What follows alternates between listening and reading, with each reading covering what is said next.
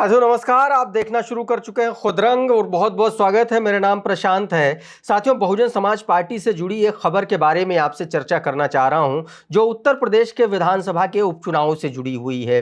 साथियों, आप सभी को पता है कि उत्तर प्रदेश में 10 विधानसभा की सीटों पर उपचुनाव होना है और ये जो 10 विधानसभा की सीटें हैं उसमें मिल्कीपुर है, अयोध्या की ये मिल्कीपुर सीट है, करहल सीट है, मैनपुरी में ये पड़ती है। इसके अलावा कानपुर की सीसामऊ सीट है, कुंदरकी है मुरादाबाद की, गाजियाबाद की सदर सीट है, फूलपुर सीट है, मझवा सीट और कटहरी के अलावा ये जो तमाम सीटें हैं, खैर मीरापुर, ये जो 10 सीटें हैं इन पर उपचुनाव होना है।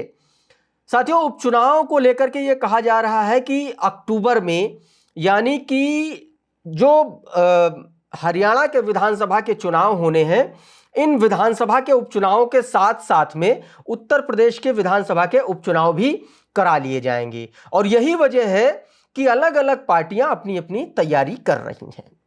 भारतीय जनता पार्टी ने तो अपने मंत्रियों की, उत्तर प्रदेश सरकार के जो मंत्री हैं उनकी पूरी फौज उतार रखी है। लगभग 32-34 मंत्रियों को प्रभारी बनाया गया है। एक एक सीट पर 2-2 मंत्रियों को, 3-3 मंत्रियों को जातीय समीकरणों के आधार पर उनको लगाया गया है। समाजवादी पार्टी भी इसी सिलसिले में अपनी तैयारी कर रही है। लेकिन सबसे महत्वपूर्ण बहुजन समाज पार्टी की तैयारी है। साथियों, पिछले दिनों से लगातार आप देखेंगे कि उत्तर प्रदेश के जो बहुजन समाज पार्टी के प्रदेश अध्यक्ष हैं विश्वनाथ पाल, वो अलग अलग जिलों में जाकर के, अलग अलग विधानसभाओं पर जाकर के वहां पर कमेटियों का गठन कर रहे हैं और उन कमेटियों से पैनल्स को तैयार करने की बात कर रहे थे। साथियों, अब वो पैनल तैयार हो गए हैं और वो पैनल जो है, हर विधानसभा सीट से 4-4 कैंडिडेट का पैनल जो है वो तैयार किया गया है। यानी कि एक विधानसभा सीट से 4 उम्मीदवारों का प्रोफाइल तैयार किया गया है। अब इन हर सीट से जो 4 कैंडिडेट बहुजन समाज पार्टी ने तैयार किए हैं, उसमें से सबसे मजबूत किसी एक कैंडिडेट को टिकट दिया जाएगा। साथियों, इसको लेकर के 11 अगस्त को एक बहुत महत्वपूर्ण बैठक होनी है बहुजन समाज पार्टी की। इसकी अध्यक्षता मायावती जी करेंगे। मायावती जी लगातार पिछले 1 हफ्ते से जो उत्तर प्रदेश के अलग अलग जोन के इंचार्ज हैं उनसे बैठकें कर रही हैं, उनसे अलग अलग बैठक करके उनसे फीडबैक ले रही हैं और उनसे ये समझने की कोशिश कर रही हैं कि जो प्रोबेबिलिटी है, क्या प्रोबेबिलिटी है विधानसभा चुनाव में जीत की, और अगर वो जीत की प्रोबेबिलिटी नहीं है तो फिर उसको कैसे जीत में कन्वर्ट किया जाए।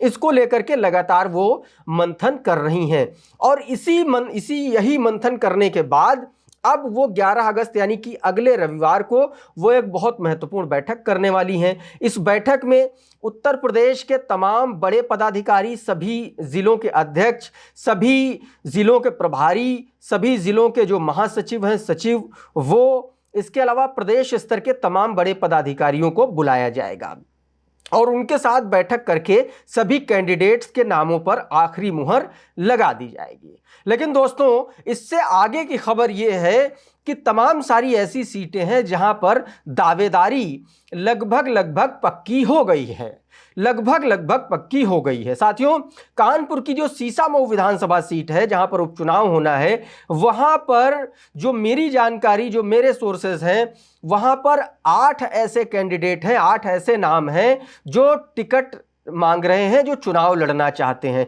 और इसको लेकर के गहमा गहमी चल रही, माथापच्ची चल रही है, मारकाट एक समझ से टिकट के लिए मची हुई है।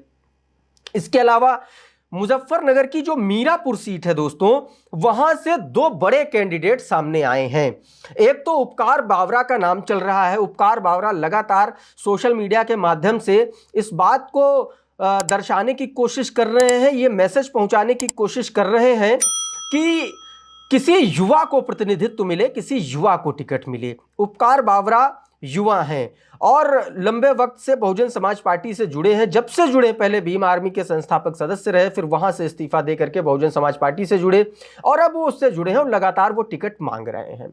साथियों, मैं आपको बता दूं, उपकार बावरा के अलावा मीरापुर सीट से बहुजन समाज पार्टी के जो पूर्व विधायक हैं मौलाना जमील, इनका भी एक नाम चल रहा है, ये भी टिकट की दावेदारी में शुमार है। मौलाना जमील जो है दोस्तों, ये मुजफ्फरनगर में जब दंगे हुए थे उसके बाद से इनको टिकट नहीं दिया गया था, इनको हटा दिया गया था। उसके बाद से ये जो है राजनीतिक वनवास झेल रहे हैं। अब इनको उम्मीद है कि ये आने वाले वक्त में इनको जो है बहुजन समाज पार्टी इनको टिकट दे सकती है। तो उपकार बावरा हो गए और इधर से हो गए आपके जमील, मौलाना जमील पूर्व विधायक रहे हैं। एक ही बार यहां से बहुजन समाज पार्टी दोस्तों जीती है और वो ये जीते हैं।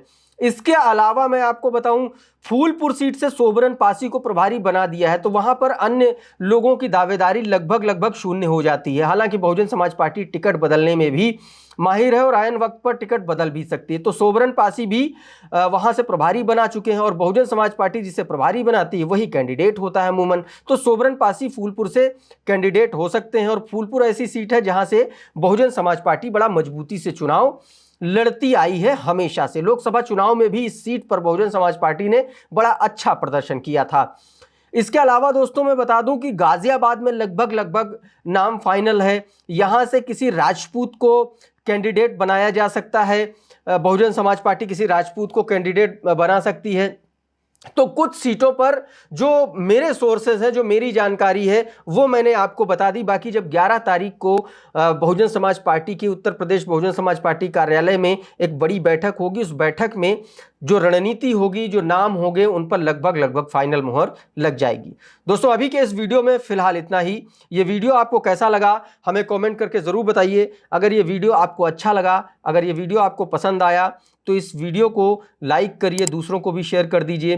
और अगर आप हमारे चैनल पर साथियों पहली बार जुड़े हैं, पहली बार आए हैं, तो हमारे चैनल को सब्सक्राइब ज़रूर कर लीजिए और बेल आइकन ज़रूर दबा दीजिए ताकि इस तरीके के तमाम वीडियोस आपको सबसे पहले मिलें, ताकि आप हर समय बहुजन समाज पार्टी की इसी तरीके की खबरों से अपडेट रहें।